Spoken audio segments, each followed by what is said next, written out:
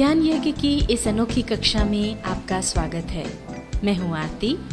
चलिए शुरू करते हैं आज का अध्याय। MS PowerPoint 2007 के इस अध्याय में हम सीखेंगे एनिमेशंस टैब के तहत transition to this slide block में स्लाइड में टाइम देना, स्लाइड ट्रांजिशन का उपयोग करना और ट्रांजिशन साउंड का उपयोग करना। आगे जब आप और स्लाइड्स बनाना शुरू करेंगे तो आपको कुछ और चीज़ों की ज़रूरत पड़ेगी। जैसे आप टेक्स्ट लिखेंगे तो आपको वहाँ पर कोई भी फाइल ओपन करना है, सेव करना है, सेलेक्ट करना है, टाइम डेट इत्यादि डालना है। तो ये चीज़ें हमने आपको नोटपैड में सिखाई हुई हैं। इसी के साथ text alignment, paragraph setting, bullets और नंबरिंग डालना है या स्पेलिंग ग्रामर चेक करना है। तो ये चीज़ें हमने आपको MS वर्ड में सिखाई हुई हैं। इनकी अगर आपको और ज़रूरत हो आप उन चैप्टर्स में जा कर के और इनको एक बार फिर से देख सकते हैं, सीख सकते हैं। कि यहाँ पर हमने पहली स्लाइड हमारी तैयार कर ली है। यहाँ पर एक बात हम आपको और बता दें, अगर आपने स्लाइड में टेक्स्ट पहले अपना लिख लिया है और बाद में अगर उसका लेआउट आप चेंज करना चाहते हैं तो वो भी कर सकते हैं। उसके लिए ये यहाँ पर लेआउट पर आप जाएं, एरो पर क्लिक करें। अब इसमें से जो भी लेआउट आपको चाहिए, मान लीजिए हम केवल टाइटल चाहते हैं तो इस पर हमने क्लिक किया तो ये देखिए हमारा टाइटल यहाँ टॉप पर आ गया। और ये हमको नहीं चाहिए टेक्स्ट तो इस पर हमने क्लिक किया और डिलीट कर देंगे। तो अब ये हमारी पहली स्लाइड जो है वो हो गई ओनली टाइटल की। इसमें टाइटल डला है। अब आगे काम करने के लिए ये न्यू स्लाइड पे यहाँ से आप नई स्लाइड ले सकते हैं। अगर आप यहाँ से स्लाइड लेंगे, इस पर क्लिक करेंगे तो जैसी ये स्लाइड है बिल्कुल इसी तरह की दूसरी स्लाइड आ जाएगी, मतलब वो भी केवल टाइटल वाली होगी। तो आपको अब आगे जो भी मैटर लिखना है उसके हिसाब से यहाँ से आपको जिस भी प्रकार का मैटर लिखना है और जैसी स्लाइड चाहिए वैसी आप ले सकते हैं। जैसे मान लीजिए हमें ऊपर टाइटल और फिर यहाँ पर टेक्स्ट या कंटेंट चाहिए तो हम इस तरह की स्लाइड ले लेते हैं। अब यहाँ पर एक चीज़ आपको और बता दें कि आगे आपको मान लीजिए आपको अपना प्रेजेंटेशन हिंदी में बनाना है और आपको हिंदी का मैटर लिखना है। तो उसके लिए जैसा कि हमने आपको पहले बताया था, यहाँ पर आप क्लिक करें। इसके बाद होम टैब में फ़ॉन्ट ब्लॉक जो है उस पर आप जाएं और ये यहाँ से आपका फ़ॉन्ट जो है वो आप चेंज कर लें।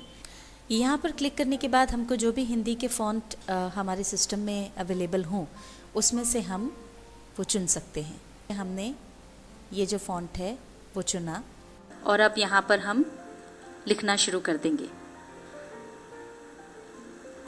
ये देखिए ये हमने टाइटल डाल दिया हिंदी में MS PowerPoint। इसी तरह से आगे भी जो आपको टेक्स्ट हिंदी में लिखना हो वो आप यहाँ से लिख सकते हैं। ये उदाहरण के रूप में हमने आपको बता दिया किस तरह से आप हिंदी में टाइप करें। और अगर आपको हिंदी टाइपिंग में कहीं कोई तकलीफ आती है तो हमने हिंदी टाइपिंग ट्यूटोरियल में आपको सिखाया हुआ है किस तरह से हिंदी में टाइप करें। तो वहाँ पे जा कर के आप उस अध्याय को देख लें एक बार फिर से और उसकी मदद से आगे टाइप कर लें। और अब नीचे का जो टेक्स्ट है उस पर क्लिक करके हम माइक्रोसॉफ्ट पावरपॉइंट 2007 के अंतर्गत जो पॉइंट्स लेना चाह रहे हैं वो यहाँ पर डाल रहे हैं। ये हम बताते जा रहे हैं माइक्रोसॉफ्ट पावरपॉइंट क्या है। ये प्रेजेंटेशन ग्राफिक्स प्रोग्राम है और ये माइक्रोसॉफ्ट ऑफिस 2007 का ही एक हिस्सा है और इसमें हमको बहुत सारी सुविधाएं जैसे एनिमेशन, साउंड वगैरह मिलती हैं। तो इस तरह से हमने हमारा जो टाइटल है माइक्रोसॉफ्ट पावरपॉइंट 2007 उसके अंतर्गत जो उसकी कुछ खासियत हैं वो यहाँ पर टाइप कर दी। ये हमारी दूसरी स्लाइड तैयार हो गई। अब हमको और नई स्लाइड चाहिए तो उसी तरह से वापस हम जा कर के एरो पर क्लिक करेंगे और ये टाइटल एंड कंटेंट वाली एक और स्लाइड हमने ले ली। टाइटल पर जा कर के पहले हमने क्लिक किया। अब हम बताना चाह रहे हैं इसके फीचर्स।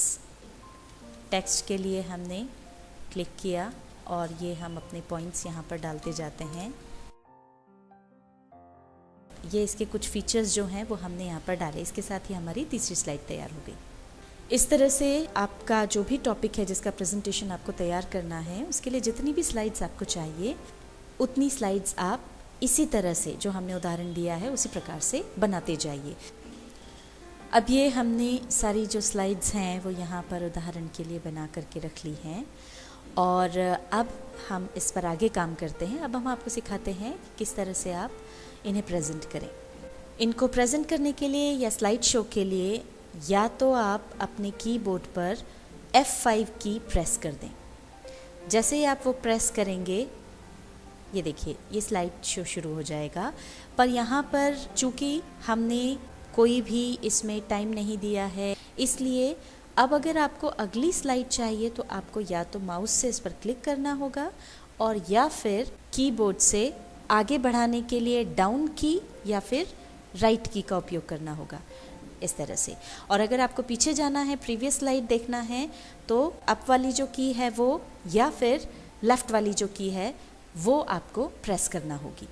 इस तरह से आप पीछे चले जाएंगे और इस तरह से पूरी जब आपका स्लाइड शो हो जाए, लास्ट स्लाइड आ गई, आगे जैसे ही आप गए इस पर फिर क्लिक कर दें तो वापस आप जहाँ पर थे वहाँ आ जाएंगे। इसके अलावा दूसरा तरीका है, यहाँ पर आपको ऑप्शन मिलता है स्लाइड शो का, तो आप स्लाइड शो वाला जो टैब है उसको क्लिक करें। अब यहाँ पर देखिए दो ऑप्शंस हैं, एक तो है फ्रॉम बिगनिंग।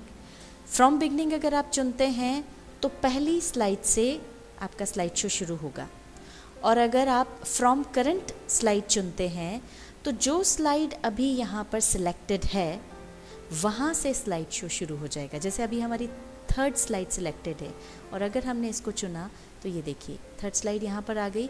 अब आप जैसे जैसे क्लिक करते जाएंगे आगे की स्लाइड्स आती जाएगी इस तरह से। और अगर आप फ्रॉम बिगनिंग लेते हैं तो ये पहली स्लाइड आ गई और हर क्लिक से अगली स्लाइड आपकी यहाँ पर आती जाएगी।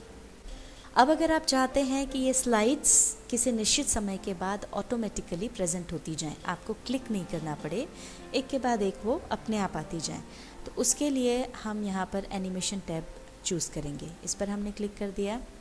अब यहाँ देखिए राइट हैंड साइड की तरफ आपको ऑप्शन मिलता है ऑटोमेटिकली आफ्टर, इसको आप चुन लें। अब यहाँ पर आप समय डाल दें, कितनी देर के बाद आप अगली स्लाइड चाहते हैं। यहाँ से टाइम जो है वो बढ़ता जाएगा, यहाँ से आप सेकंड्स बढ़ा सकते हैं और यहाँ से आप सेकंड्स कम कर सकते हैं। हम उदाहरण के लिए 1 सेकंड यहाँ पर ले रहे हैं ताकि हम आपको यहाँ पर प्रेजेंट करके बता सकें। आप अपनी ज़रूरत के मुताबिक जितना भी टाइम चाहें वो यहाँ पर चुन सकते हैं। अब ये हम सारी स्लाइड्स पर अप्लाई करना चाहते हैं, इसलिए यहाँ जो हमको बीच में अप्लाई टू ऑल ऑप्शन मिल रहा है उस पर हम क्लिक कर देंगे। अब इसके बाद हमने कीबोर्ड पर F5 की को प्रेस किया तो ये देखिए हर 1 सेकंड के बाद आप देख रहे हैं अगली स्लाइड अपने आप आती जा रही है। अब इस पर क्लिक करेंगे तो हम वापस जहाँ थे वहाँ पहुँच गए। ये तो हमने अभी टाइम देना सीखा कि किस तरह से हमारा स्लाइड शो जो है वो एक पर्टिकुलर टाइम के बाद ऑटोमेटिकली प्रेजेंट होता जाए, सारी स्लाइड्स एक के बाद एक आती जाएं। अब अगर मान लीजिए आप इसमें साउंड डालना चाहते हैं कि जब भी आपकी कोई स्लाइड आए तब उसके साथ कोई साउंड अटैच्ड हो, हर स्लाइड के साथ वो साउंड आए, तो यहाँ देखिए बीच में आपको ये साउंड वाला ऑप्शन मिलता है, ट्रांजिशन साउंड, कि जब भी कोई स्लाइड चेंज होगी नई स्लाइड के आने के साथ ही उसमें एक साउंड आएगा। यहाँ पर आप क्लिक जब करेंगे एरो पर तो ये आपको अलग अलग साउंड मिलेंगे। ये देखिए आप जब उस पर जाएंगे तो ये आपको अलग अलग साउंड सुनाते जाएंगे। अब इसमें से जो भी आपको अच्छा लगता है वो आप चुन सकते हैं। मान लीजिए आपको ये चाइम वाला साउंड चाहिए, इस पर आप क्लिक कर दें। अब इस स्लाइड के लिए ये वाला साउंड जो है वो फिक्स हो गया है। अगर आप ये साउंड सारी स्लाइड्स में चाहते हैं तो अप्लाई टू ऑल कर दें, चाहे तो आप हर स्लाइड के लिए अलग साउंड ले सकते हैं, और अगर सेम साउंड चाहिए तो अप्लाई टू ऑल कर दें। अब जब आप इसको प्रेजेंट करेंगे तो हर स्लाइड के आने के साथ ही ये साउंड आएगा। ये देखिए इस तरह से। अगर आप ये साउंड नहीं चाहते हो, आपको साउंड हटाना हो, तो फिर आप वापस ट्रांजिशन साउंड पर जा कर के यहाँ क्लिक करें और नो साउंड पर क्लिक कर दें, तो साउंड हट जाएगा। और ध्यान रखें कि अगर आपने सारी स्लाइड्स पर अप्लाई किया हो उस साउंड को, तो उसको हटाने के लिए भी उसे अप्लाई टू ऑल करना होगा। इसके बाद हम देखते हैं कि जब भी कोई नई स्लाइड आए तो किस तरह से आए। ट्रांजिशन के समय स्लाइड किस तरह से नज़र आए उसके लिए यहाँ पर ये अलग अलग स्टाइल्स दी हुई हैं। ये अलग अलग ट्रांजिशन के तरीके हैं, इनमें से आप कोई भी चुन सकते हैं। इसके अलावा जब आप यहाँ मोर पे जाएंगे तो आपको और अलग अलग स्पेशल इफ़ेक्ट्स मिलेंगे। तो एक स्लाइड से दूसरी स्लाइड के बीच का जो समय रहेगा, उनका जो ट्रांजिशन रहेगा, उसमें जो स्पेशल इफ़ेक्ट्स आप और दे सकते हैं वो ये यहाँ पर इस तरह से दिए हैं। आप अगर इस पर रखेंगे तो ये देखिए आपको प्रीव्यू नज़र आता जाएगा। ये लेफ़्ट से आएगा या ये राइट से आएगा, ये नीचे से ऊपर आएगा, गोल घूमते हुए आएगा। मान लीजिए हमने ये चुना व्हील क्लॉकवाइज, ये देखिए इस तरह से आपकी जो स्लाइड है वो आएगी।